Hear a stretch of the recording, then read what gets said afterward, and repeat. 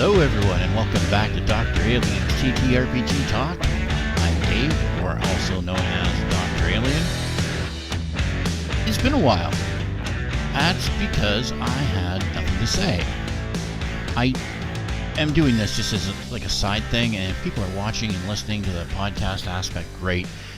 But I just want to be clear that there is no real release episode timing here, and I know that's not great for a podcast or a YouTube channel or anything like that.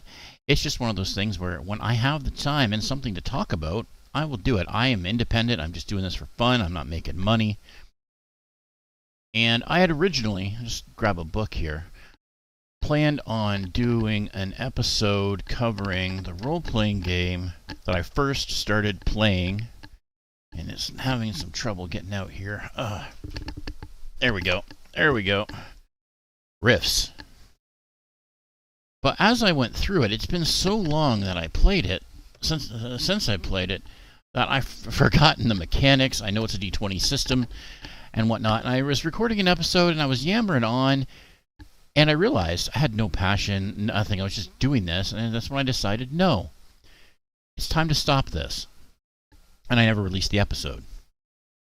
If I ever play that game again, which I plan on maybe in the future, or using some aspects of it in other games, then yes, I will review it. I will be fair with it and whatnot. But it was just, in my opinion, not right to put out an episode talking about it when I had nothing to say. Now, I do have some stuff to say today, and I want to compare a few things. Between a few things. All right. So as we're all aware, Wizards of the Coast has, over the last couple of years, been a real pain in the community side. Even me, I count myself as part of the D&D community. I play. But they've been a thorn. The OGL scandal happened, Pinkertons, the whole thing. I'm aware. I'm not going to talk about any of that. Other YouTubers and podcasters have probably covered that ad nauseum. I'm leaving it alone. Just so you're aware, I am aware of it. But what I want to do today is I want to look at Tales of the Valiant's 2 books at the original Kickstarter. I got mine finally. It came 2 days ago as of time of recording. I got lucky and had the kids and the wife. I'm the only one home, so nice and quiet. I can do some videos. And yeah, so here it is. I was a slipcover backer, so I got a slipcover. I got GM screen and the player's handbook and the Monster Vault. I am also a backer on the GM's guide, or whatever they're going to call their version of it. But I don't have that yet. That's later this year, I believe. So Tales of the Valiant will be done before Hasbro D&D 2024 5e 6e, whatever you want to call the new Dungeons and Dragons books. Tales of the Valiant will be out and about already by then. But we're here to talk about Tales, and maybe to compare a little bit to the quality between the two. Because I have an expansion set here, the box set, I guess, which includes Tasha's Cauldron of Everything, Xanathar's Guide to the Galaxy, and Monsters of the Multiverse, plus their own DM screen right here. Now, Tales of the Valiant DM screen doesn't fit into their slipcover, but there you go. So first off, this DM screen, very nice, very thick.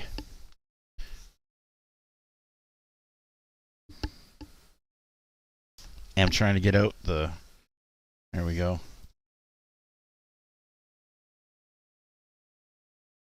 It's roughly the same size as the one from from Wizards of the Coast.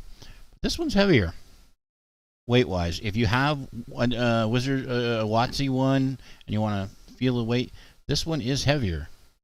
Even though it might not look like it, but it's the same quality, like maybe even a little bit better. This one's a little bit more reflective. Glossy versus flat, which isn't necessarily a bad thing as far as I'm concerned.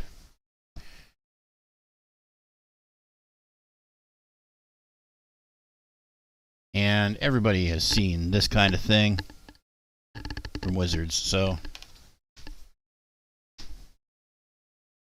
there we go. Now it folds out pretty much exactly the same way.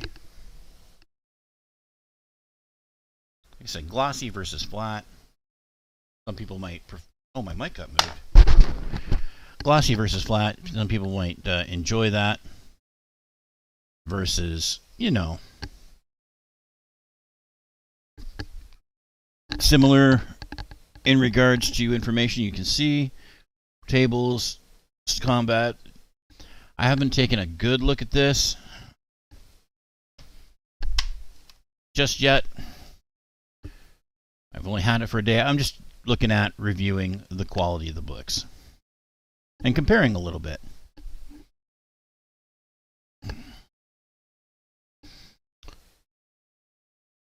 So I'm going to pull out the player's guide. That's what they call it. I said handbook. This is the player's guide, Tales of the Valient.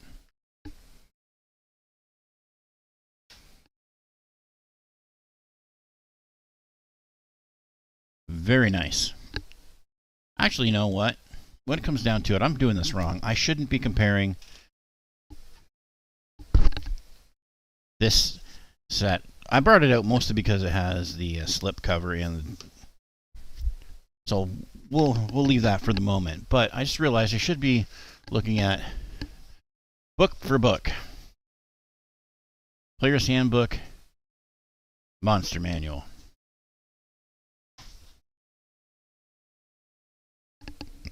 Again, looking just at quality, nothing, you know, okay.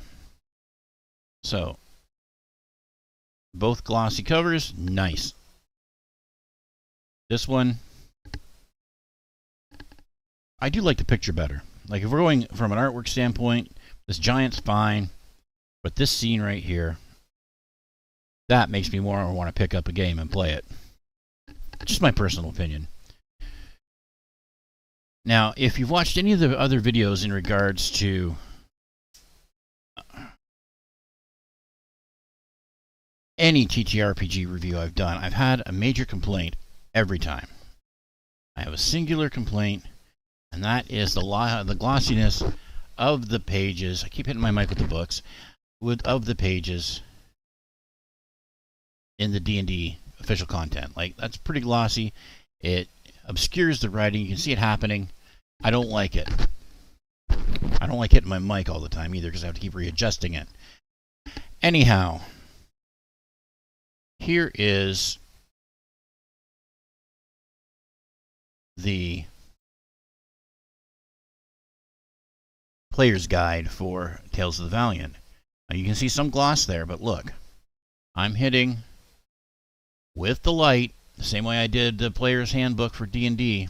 Well, these are glossy pages. They are not as glossy as the WotC offering, which for me makes this a superior book just in quality, because I can flip this thing open with all my underlighting here and I can still read this book without having to make any weird adjustments, trying to tilt it in a weird way. So if I'm trying to set up player character, or I'm looking at monster,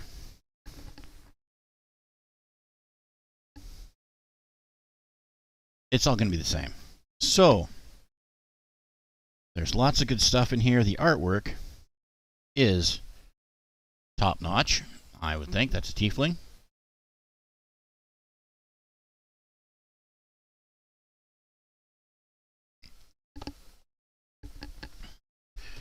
And I would say that artwork is comparable to what we got in the 2014 edition Player's Handbook from Dungeons and Dragons. I can't speak to what's in the 2024 Player's Handbook because I don't have it. I just started making D&D content. I wasn't involved. I wasn't sent a free copy. That's not a slight on anybody. Just I don't have a copy. I can't make a comparison. I can only go with what I've got.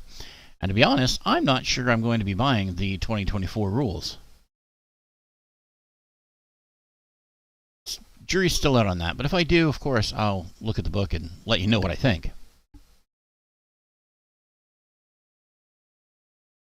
There is, however,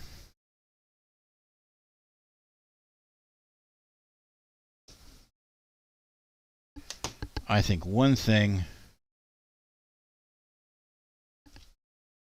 that D&D may do right versus the Tales of the Valiant. I gotta check this. It's the page thickness. I was leafing through the books when I got them on Monday. And no, they're both, well, page quality is better for the Player's Handbook. Like I feel like in the case of the paper used in Kobold Press's offering, it's not as sturdy as the D&D offering. It's thicker. It is thicker because you can't see what I'm doing, and I wish I could show it. Both these books let light in. Here's what I'm doing. I'm holding this so that I can see if I can see the writing from this page on the opposite page. And I'm doing that with both books. So that's what I'm doing. You can't see it. But in the case of the Player's Handbook versus the Tales of the Valiant Player's Guide, this book has thicker paper and pages in it than this book. I'm assuming the same will be true for the Dungeon, Monster Vault, and Monster Manual. That is not to say that it's a slight of any kind on the part of the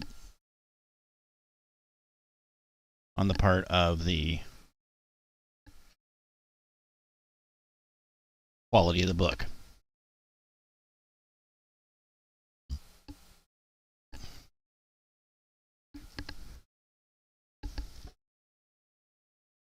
But overall, I think the quality of the product put out is good.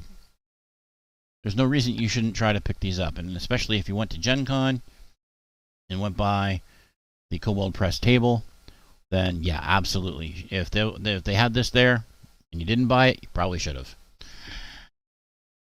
Again, just my opinion. Don't get me wrong. I'm not trying to influence you in any way.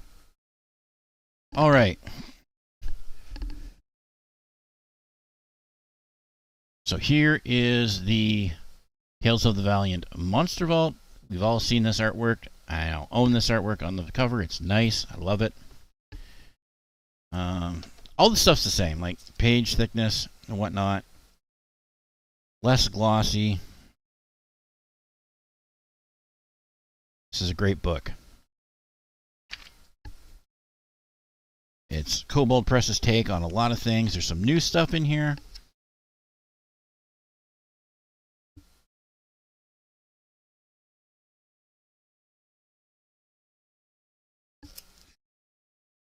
I'm not a fan of the ad for the Player's Guide in the back of the book. I think there's one in the back of the Player's Guide too. Yep.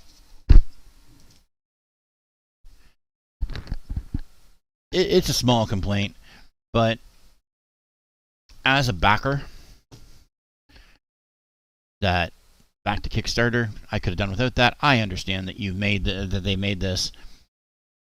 If anyone from Kobold Press is watching or listening, I doubt it, but I understand that this was made for resale and retail. So you're a small publisher, you need to advertise your stuff. I get it, and you can't really go ahead and make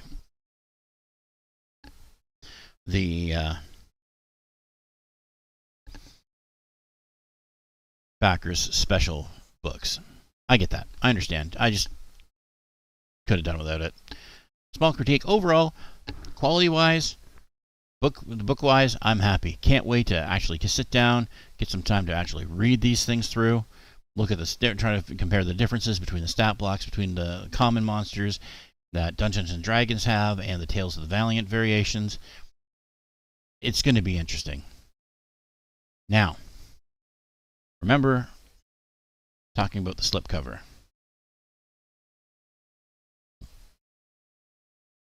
The camera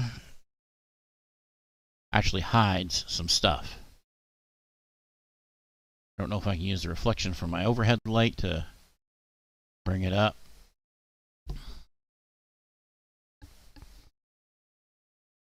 Oh, yeah, they're starting to show. Okay. Now, this is also not a criticism, but just a comparison of the quality. Now, bear in mind, this one's still full of books. I didn't take them out. This one's not. But once I take all the stuff out of this slipcover and this slipcover, this one having been used for a while, got a little damage to it, a little bent. But again, this one is weightier, just by a little bit, the Tales of the Valiant one, than the D&D one.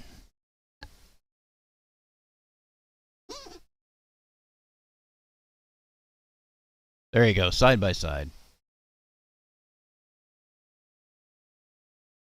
But I like the fact this one's glossy, where this one's Tales of the Valiant is glossy, where the D&D one is flat. It's my own personal opinion. But there is something that did happen, and I knew about it in advance. Everybody who qualified for a slipcover did. We got an email with our backers saying that slipcovers got damaged in transport. I don't know exactly what happened, if they were damaged during transport to where the books were to be put together with the books, or what. But you can just barely make it out with the lighting. There we go. You see that indent right there? It came this way. So yeah, some people that would be a real problem. I'm not that fussed about it. I have 3 boys and a girl. I am not going to be able to keep this in factory fresh condition for long. This side, no problem. This side, little problem. But Kobold Press did get a hold of us and let us know that this had happened and provided us with credit for this issue. So it was taken care of. That's the mark of a good company right there. One of those things, hey, you guys, you backed us, and thank you for that. You qualified to get this, but they got damaged. Here's a credit for our online store, so that you can, do something with that money. That's fine.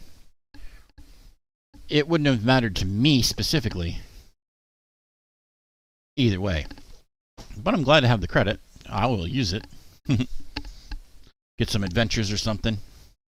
But overall, as far as quality product, Tales of the Valiant's